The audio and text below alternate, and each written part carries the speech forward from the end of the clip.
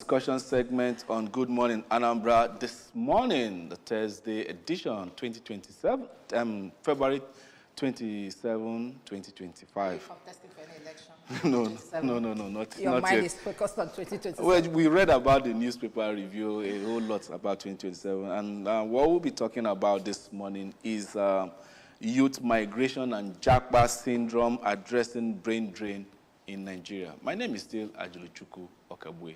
And I am Japa. Welcome. And our guest this morning is Professor Chidozie Nwafo, Director, Center for Migration Studies, UNIZIK, Awka.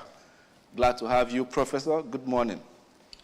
Good morning, viewers, and I hope you enjoy our discussion this morning. Welcome, sir. Yeah, the Japa syndrome is a colloquial term that refers to massive emigration of Nigerian youth, particularly young professionals and students, to other opportunities of greener pastures, primarily in search of a better opportunities, education, and living standard. Well, it might interest you to know that though it was coined in Nigeria, but it's now acceptable in legal English dictionaries. So that's how we see it. Now you begin to wonder, Japa syndrome. So even the white man can even say Japa, and we will understand that he's not speaking tautology, he's speaking actual correct English. Now, talking about the Japa syndrome amongst our youth, Professor, what actually is making this thing a rampant phenomenon in modern times right now? Okay, thank you for having me, and thank you for coming up with this important topic at this stage of our nation. Japa per se is a phenomenon that is used to describe the high tendency to travel overseas, to cross the international border. Okay, this Japa syndrome, for me, is abnormal situation. Abnormal in the sense that whenever an individual is diagnosed or is said to have a Japa syndrome, it means that the person has paused everything about his life and is focused on gathering all resources that he will use to move out of his country. Okay, there are three things that are involved in Japa syndrome. One is the host, the sending nation, like Nigeria is a sending nation. Two is a transit nation. Transit nation is the route that people use to move. You may move from Nigeria to some other country, then there's now destination country. Okay? So the thing that is wrong with Japa syndrome is that an individual that is involved with it has paused everything about his life and is focused on channeling all the energy to migrating to another country, whether it is a regular route or irregular route. And most of the causes or most of the reasons why people give for trying to travel is one, because of what Maslow described as not providing the basic needs. The basic needs like food and security. Okay? These are most of the, one of the push factors that makes people think, if I'm staying in this country that I cannot feed myself, I cannot have shelter, what am I doing here? And there are countries through global websites that seem to have those things in abundance. Why not me plan with my family and move and make sure that I have good life as they envisage? So the basic thing that drives Japa syndrome is inability to provide the basic needs. The basic needs, security, food, shelter. Okay? And once any society fails to provide that to their citizens, the citizens as human beings, now we like to move to another area where they'll feel that those things can be provided to them. Thank you. Thank you very much. I want us to see where the issue of demonizing migration, by extension, Japa. I want to see where it's from, because I know it didn't just start. People have been moving from one place to the other. okay, especially Nigerians here, because I remember growing up, maybe when I was around 12 years, we used to hear that two of our brothers, Anayo and Obin, that they're in Obodoibo. Whenever I got to meet them, I was 12 then. So one of these days we saw them, one of them coming back, and we say, hey, this person must be coming from Obodoibo. By the time we came back, people were in our houses and we were wondering what's happening. It was the same person that we left. We didn't even know who they are. Okay, who he was when we passed him. So people have been jabbering long before now.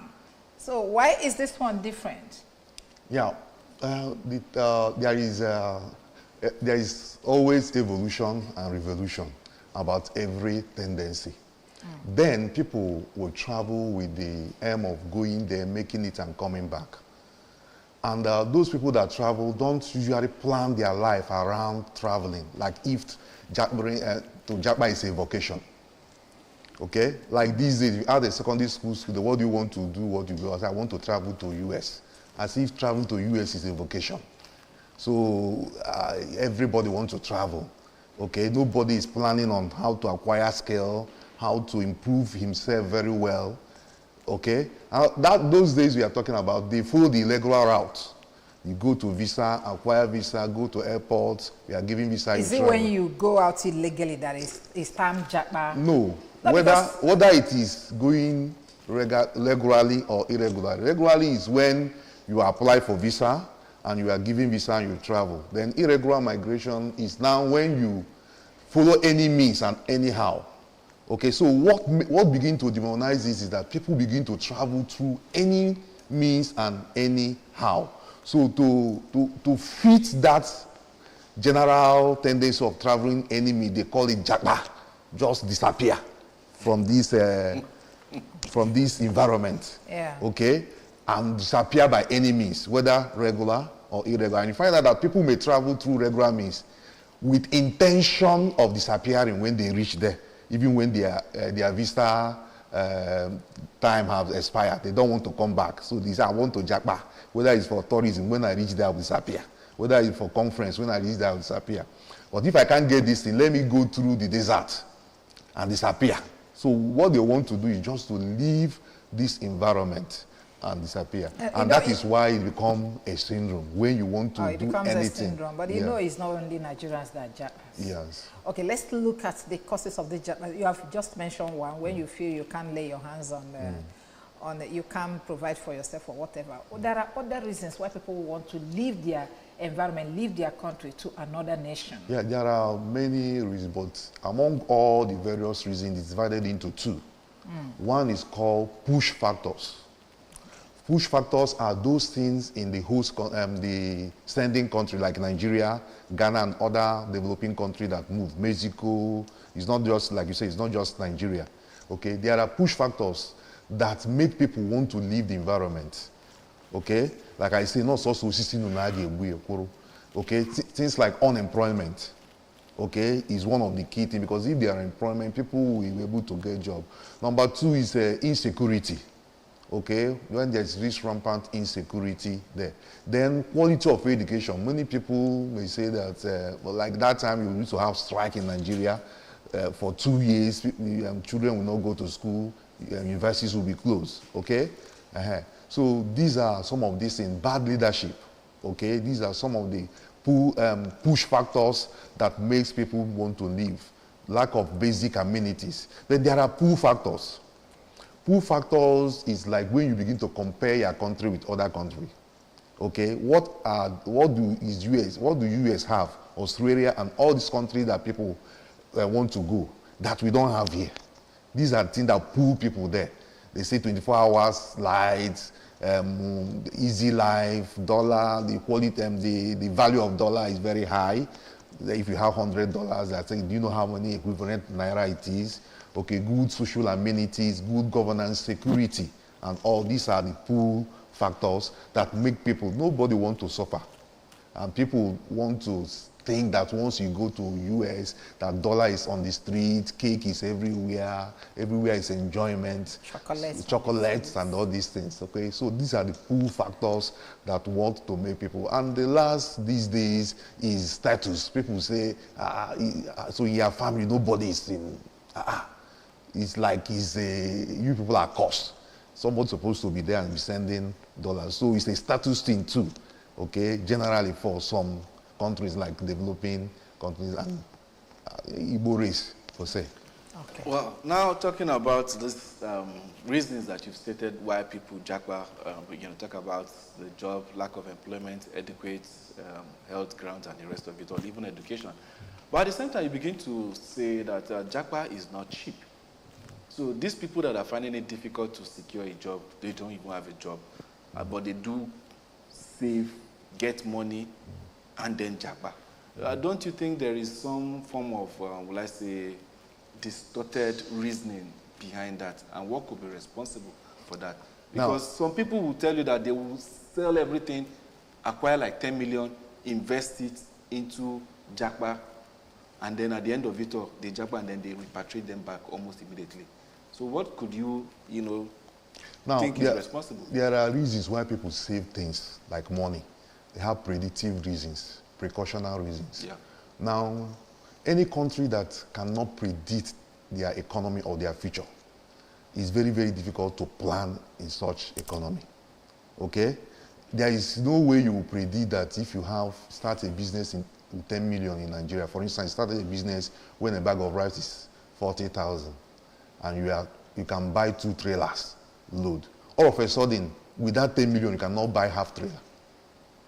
Do you understand? So over time, people have known that you cannot predict this economy. You cannot predict the educational. You are not sure that us will not go on strike the next week.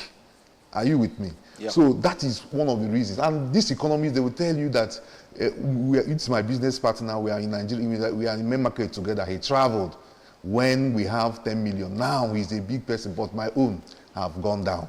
So people feel insecure, both for their health, both for their business and the value of their money. Okay, if you have 100 million last 5 years, and now the value of 100 million in Nigeria is nothing. Okay, but dollar, pounds, and all this international economy seems to be stable over time, so that you can predict what will happen over time. We are sure there will be electricity. We are sure that our children will always go to school. We are sure that if anything happens to your health, it will be treated. Okay, so this security, not being able to predict for sure what will happen next, is making people travel overseas, especially when you see that you are in a middle class. Why, since I can afford this now, let me stitch in time, saves 9, let me run away before it gets worse. You don't know what is going to happen next. And that is one of the main reasons why people decide to Japa for good. Okay, people decide to Japa. Some people don't even decide to Japa. Some people, their government decide for them. Okay, how can you relate to us how government is seeing this? Are they worried that people are living in their drones to another country? Because I know there are some governments in the maybe last 2 years that I hear that are organizing some young men and women to set them out of this country. Okay, maybe to go and establish somewhere, or maybe to go land trade and come back. Yeah. So when a government of a nation is encouraging the citizens to Japa in their drones, how can you now relate it to somebody that just wants to go on his own? Is it because you did not do what you're supposed to do as a father that your children want to leave the country, and you are even encouraging them to leave? Yeah. Because before now, we continue to look at the negative aspect of migration or Japa. Japa still have positive aspect. Okay, apart from the negative thing we usually say, when Japa is not planned, okay, intentionally planned, like India, Philippines, even China, okay, all these countries plan their Japa, okay. When it is planned, you have what you call brain recycle and brain gain. And there's also what you call remittance, okay. Like India is making money from their Japa program more than their exports, because the government will send you, you will be working in any country where you Japa to, and you'll be sending some tax, kickbacks to the government, okay, which is making their economy to grow. And they have what they call brain recycle. Brain recycle is when government plan and bring out their best, send them to Russia, US, Australia to learn certain skills with the hope that after learning it, those people will come back and now train others. And that is how China, Philippines, Singapore advance, even India. Okay, they go to US, learn their tricks, come back to China, put it in their economy, even improve it with support of the government. And you see, that will become brain recycle or even brain gain. Okay, where it is bad is where the government or the policy or the people in charge of a particular nation seems to be ignorant of the importance of encouraging, helping people who Japa. Okay? Encouraging is that to make sure they don't go the thing through irregular routes and suffer. In that case, America will be asking Nigeria to bring money to repatriate or deport Nigerians who are there. Okay? But if American government know that I'm on scholarship to study this, they will give me all the respect. And if I know that once I finish studying this, I'm coming back as a king to give back to my country, I won't run away with that scholarship fund. You see the case of TED fund and other things that people will be giving TED fund to go and study overseas. After study, they will not come back because they know that they are coming back to nothing. Okay, that will be brain drain. That is exactly what we suffer in this part of the world. Because when they advertise that they want immigrants from different countries, they tell you that they want particular skills, they want particular maybe nurses, doctors, professional jobs. And that is where we suffer the most. Like somebody was telling me that the best brains in our medical system have all Japa. Yes. You understand? And what we have here is my papa say I go be doctor. My mama say I go be doctor. And these are the people that are busy killing people for fun. Like in Philippines, for instance. Even the native doctors taking Philippines and India. Yes, Indians are specialists in ophthalmology, eye and all those things. So US need ophthalmologists. They will go to Indian government. So why are they not doing it with Nigerian because our government doesn't have that organized sector, okay, who are doing that. These days we have what we call hooker pan. So you don't have the Nigerian Medical Association? You have Nigerian Medical Association, but they have not released MOU with this international organization. Wow. Where it's organized. So it's to your tent, oh Israel. Everybody is struggling, traveling on their own. So if I struggle and travel, you expect me to now be paying Nigerian feedback. But if I know that Nigeria government organizes, they have MOU with United States, we need 50 doctors. Nigeria is exporting 50 doctors, and America is paying duty for that export, and it's for a number of years. So Nigeria is actually missing out from this brain. They are missing out from a lot of things, because a lot of people are best. You cannot live in India if you are the best. Government must know where you are going. Thank you. But here you see every year we have 1,000 first class, they will disappear. You cannot have first class in the Philippines and just disappear. Government will know every step you are taking. And they are involved in your life so that you become government property based on your academic excellence. Yes. It is part of their human development index. Not to just make sure that they skill. develop capacity. Even if you are going, you say, I'm going to stay 10 years. And they know that with your brain, after saying 10 years, coming back, you come back loaded. And they know you will come back because you are coming back for good. They know, before you leave, they know that you are leaving. Okay? So they sponsor you. They make sure that you are not, if you go to airport, nobody will harass you. Once you enter US, they will treat you like a king. But here, you go to airport, people are harassing you. As a professor in UNIZIC, teaching migration studies and the rest of it all, can't you guys develop a think tank that can work with the National Assembly, maybe the presidency and the rest of it all, to make sure that 213 million people in this country, this is another oil reserve, untapped oil reserve that we have here. Is there no way we can bring the best of our pool back into this country so that we can develop and be at par? Nigerians are making waves in every aspect in developed countries. The other day we read in the papers, the AI, the man that went to Unizik here in Oka, that is making waves in AI, artificial intelligence. So why are we all scattered and the government is not benefiting anything from this? The most important thing, why I like Nigeria, is for one, if you come to policy development, we may be the first. Where we have problems is policy implementation. And supervision. And supervision. So all those policies, we have Nigerian labor policy, international labor policy, Nigerian migration policy. We have those policies. And we have agencies like Ministry of Labor and all those things. We have all those agencies. But implementation.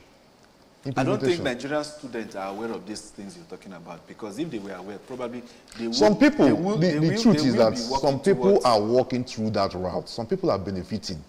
But like you're talking about 270 million, yes, and less than 0.000 are benefiting from it. That's just the problem. Okay, we have it in place. But the thing is, how many people are benefiting from that? Let me give me, for example, I'm a developmental psychologist by training. So whenever anybody sees me, they say, when they talk, you know this thing. What are you doing in Nigeria? Why not leave this place? And so I say, if I leave this place just like that, who will now train those that are coming up? So Nigeria does not deserve any good thing. Like the AI guy in Unizik, everybody is telling him, what are you still waiting for? This opportunity to move. Okay? Now, once you have such brains, government should come in, harness it, yes, and then blossom. For instance, the government will start from Unizik, making sure that every program that is contracted out or designed is involved. You will find out that that guy will be there now. Unizik may in future be designing something related to AI. They will not even tell him. And he may be the person servicing that people outside. You understand? Yeah. So when you stay and you see that what you have is not utilized, and you have opportunity to places where it is valued. So Nigeria like reporting that a Nigerian in US developed something without benefiting from such. Okay? So if we have quality implementation of these policies, which are there in paper, I've seen a lot of written policies that I know that if you implement, if we start just 10% of those things, oh my God, Nigeria will be somewhere else. And another thing is to maintain stability. Okay? Yeah. People are not feeling secured. We want stability. Our best financial experts, all the best financial experts that made in Nigeria to be where from 1990s and 2000, when there is rise in banking industry, all of them had disappeared because of bad policy, instability, and the collapse of banks. Most of them are in Canada now. Bad leadership. Most of them are in Canada, making financial giants rise in Canada financial institutions.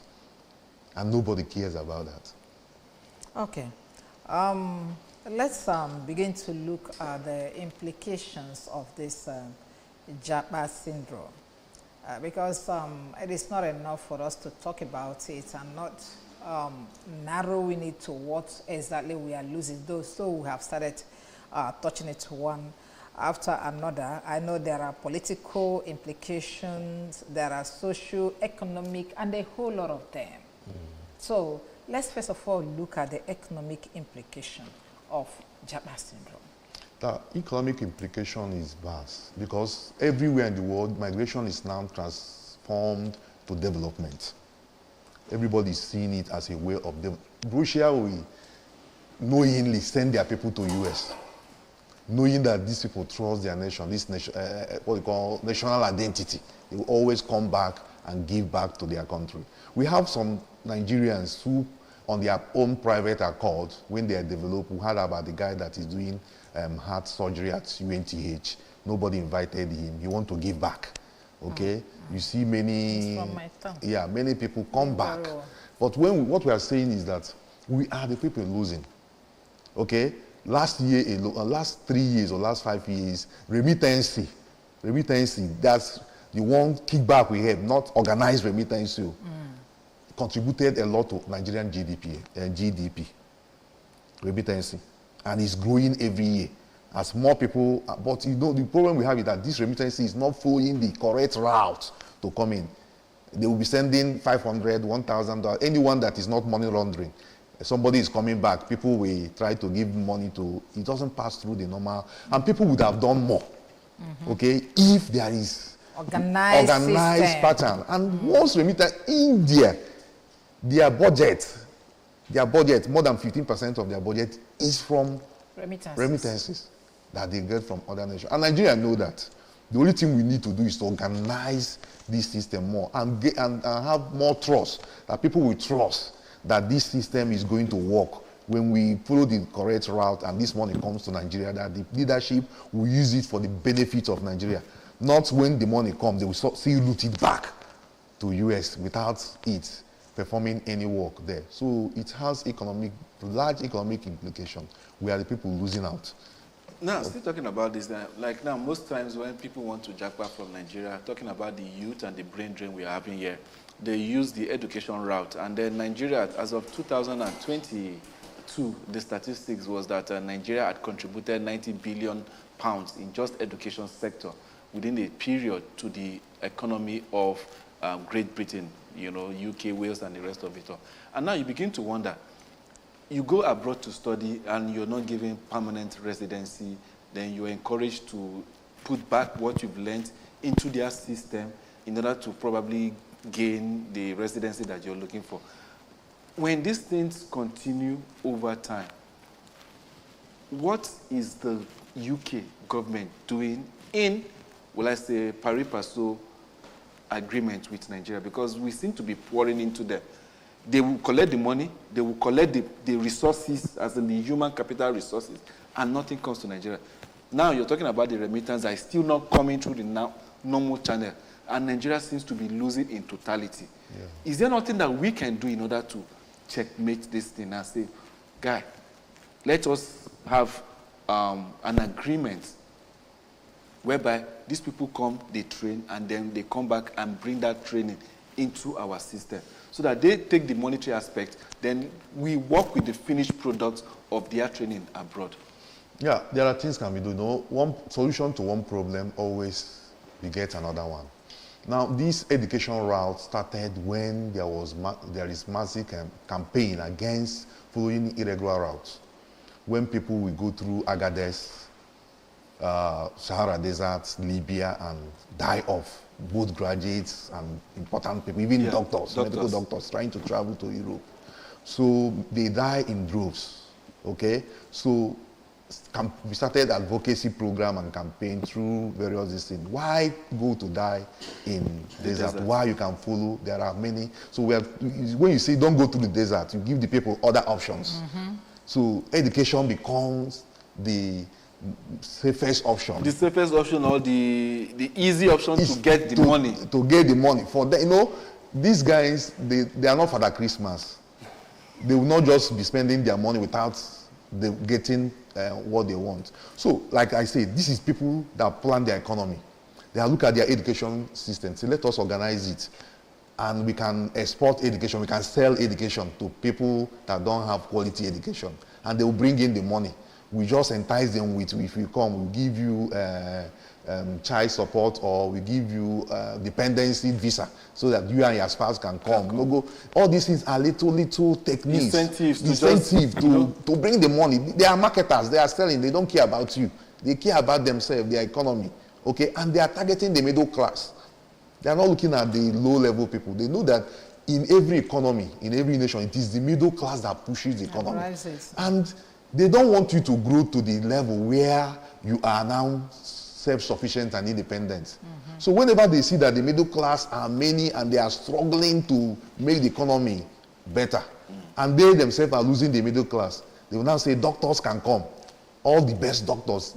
Because if you are not the best doctor, they cannot take you. So they have taken all our best doctors that we train over last 20 years. No, this thing comes in cycle. This thing, when they get to the plateau of what they want, they will close all the windows until another time when we suffer and train, they open the window again. So at every time we just train people for them, they will now entice them with one or two things. And suffering here, how can you be a medical doctor graduated after 4 years? You have not gotten any job. You are working in a private shop, not a hospital. What is the problem with Nigeria? So people will just move there, and this is the only problem in Nigeria. Do they really know that this is the situation of things? You know, in the case of this brain drain, you train, some people, you know, collect and use. You train more. Is it population, overpopulation that is our problem? There is an or aspect, that we don't even have brains? There is another not to talk of the ones who are. There's another aspect to that I don't want to go. But people may say it's conspiracy theory. Whenever Nigeria is not good, some other country is growing and benefiting from that. And those people are more advanced. So who is aiding them? Those people that are benefiting from it is aiding them. They will tell you about democracy, this governance, but still they are the people that we see a leader carry 100 billion and come to deposit in their bank. It's not conspiracy. Let's talk about it. The rating. I'm telling you. So the rating is this. They know that bad leadership is one of the key reasons why Nigeria is not developing. See, UK can stay with no prime minister for 1 year and see the government will be running. The system will be working. Because everybody knows what it's supposed to do. Okay? So, but over the years, lack of security, we did an experiment with it. We used rats to do the experiment. Okay? Whereby we put a lot of rats in a cage. Okay? The cage is supposed to contain about 10 rats. And we put 30 in a cage, crowded. Then we put very small food there. Okay? And they started fighting. Some of them will eat and put the food in their mouth just to save. Okay? Because they are seeing that there are many people. And at a stage it reaches to aggression. That is civil war and all this war, kidnapping. Some of the rats start feasting on the weaker ones. And reducing this population to survive. Survival of the fittest. So cannibalism now sets in. Cannibalism setting, kidnapping setting, terrorism, all these bad things setting. Okay? It's only the fittest that will survive. So that is it. But that's why every time we talk about food security, if there is food, most of the people in Europe are not rich. They don't have anything. The only thing that there is food security. You are sure that when you wake up in the morning, you will eat. You are sure that December rice price will not go up. Anything that is whatever earnings you're making, you will eat. You can sustain. You can sustain yourself. But here, with 10 million this month, you are not sure that you have 5 naira next tomorrow. So you want to gather as much. You are not sure that if you are sick now, you can treat yourself in the hospital. They are sure that even if you have kidney failure, the money insurance is there, you'll be treated. So why would you put in your mouth, put in your bag? Why those things you are sure of getting it? And who is making those things work very well? Government. Okay, a country whereby sometimes you see that you hear that government will go to the pension money and use money. So you are not even sure that when you retire, you will be giving your pension. So everybody is trying to get scrambled. And they are making it seem as if we don't have. We have. What we need to do is just organize it. Organize it, but we fail to organize it. They will tell you run to IMF. I've been in a forum when a white man tell me that there is no way IMF, WHO, any international organization can solve the problem of Nigeria. That Nigerians are the people that can solve, because we are the people living there. We are the people that can solve our problem. And once we tell ourselves that truth, simple truth, our problem will be solved.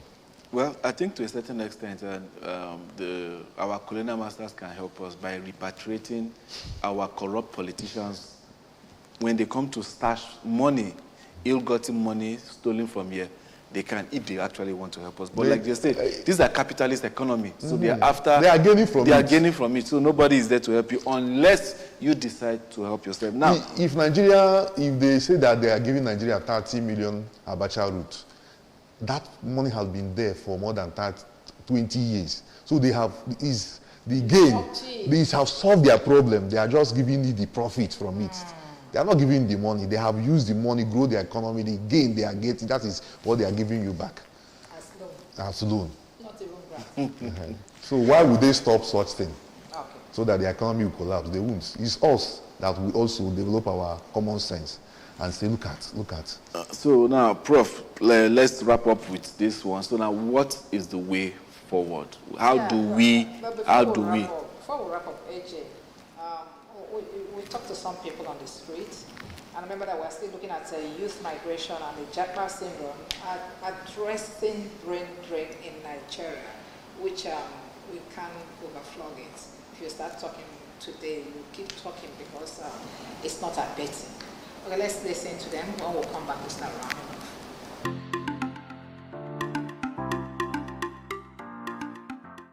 Well, the reality is glaring that things are quite difficult. The economy is not good. It's not healthy.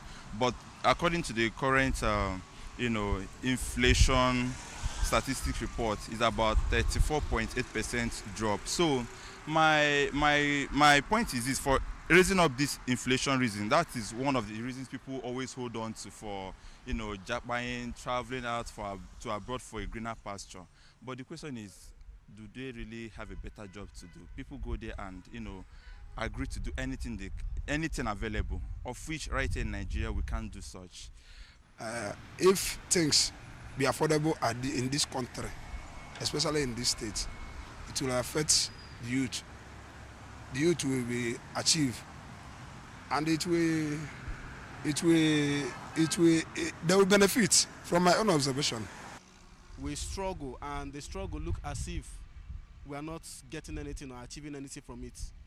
So people thought that when they japa, or when they go out there, or when they go to some of these better countries, that their hustle will pay and their efforts will be seen. So I believe these are one of the few reasons why people want to leave this country. But if the government can tackle insecurity, and if there are better opportunities, like if the government can bring investors into the states or into the countries where people will have more opportunities, more job employment, and access to good facilities. So the rate of that buying, sorry for that grammar, will be reduced. Yes, I will advise people should engage in productive activities. Work is not all about going to school. The school is good, but when the opportunity for certificate comes, fine, you can be employed. But while going to school, you should have a two mindset. It is either I get a job or I be productive with what I've learned in school. You can create job opportunities. So it's not really about the government, because the population is growing every day. So we have to be contributing to the economy. So, and I also advise people to engage in digital skills. This is the jet age, the internet age. It's not only white collar jobs. People can engage meaningfully with their phones, with the use of their computers. So I believe when this sensitization goes round, and it goes a long way in the people's psyche not to cherish traveling to abroad for a greener pasture. Some people would want to maybe travel abroad where they would get good healthcare system. So I think this is one of the reasons also. And then the third one is improve education system. Yes, because if there is sometimes most of the youth after graduating and everything, we find out that there is no jobs around. And even if you see, the wages are very small. Okay, so after everything, maybe the person have graduated with good grades and everything, and then he or she doesn't see any good work to do, he will start thinking of moving abroad to start a better something that will give him huge money, at least for survival.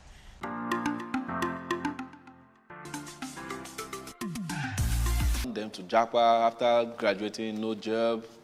You definitely want to go and try yourself elsewhere and seek greener pastures. But then, there's what I gathered from this Japa syndrome while that street walk was ongoing. If you notice, the Japa syndrome is synonymous to certain region of this country. Most people from the north don't actually see the need to Japa. Why is it just the southwest and then the southeast, probably the south part of Nigeria that sees Japa as a way out? That's one question, and then you give us solution to wrap it up. Okay, you may be shocked that in the north even Japa more than you think. The problem is this: Japa is not just traveling to Europe.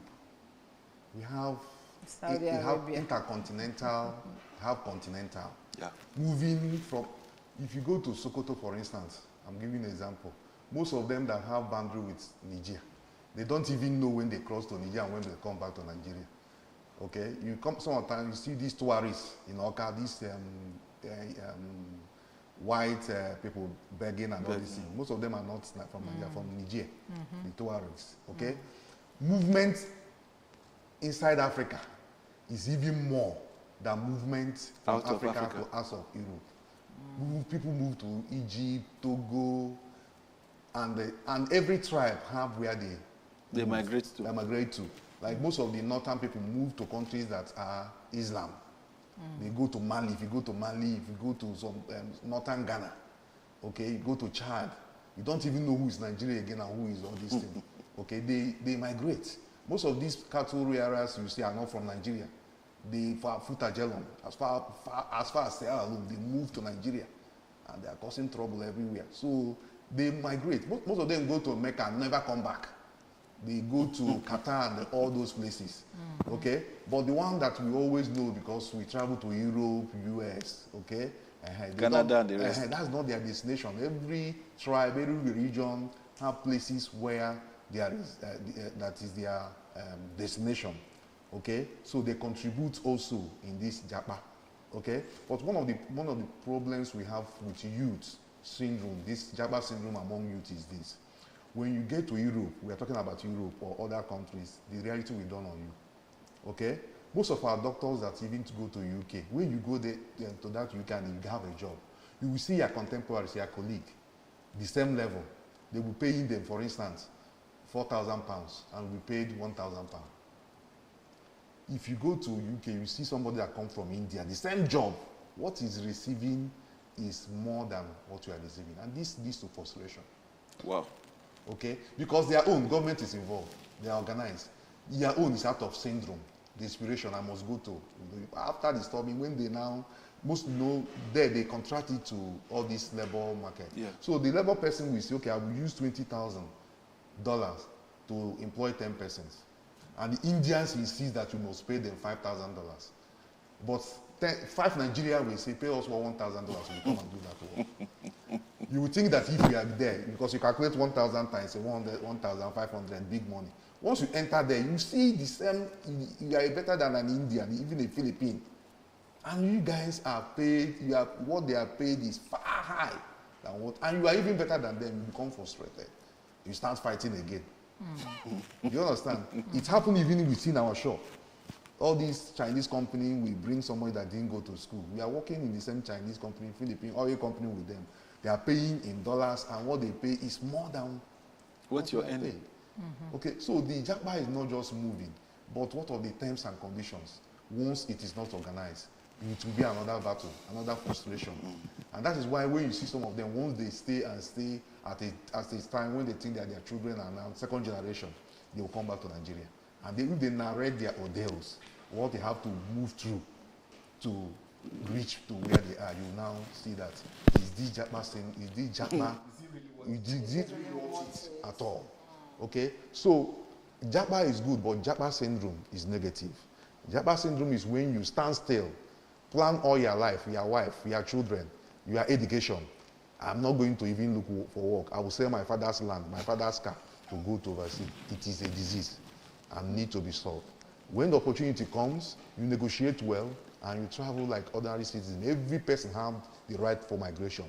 But when migration leads to slavery, modern day slavery, it becomes bad.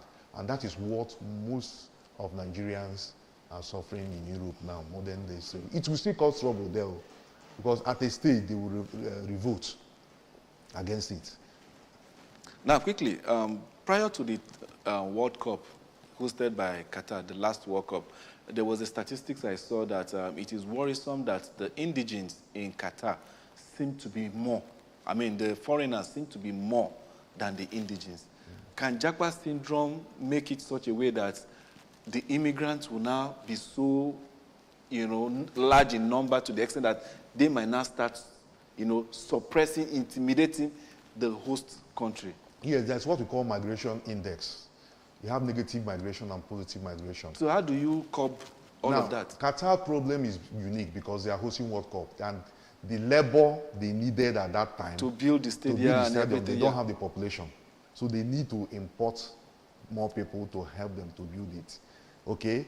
They don't know that Nigeria Japa. We don't migrate, we don't travel, we Japa.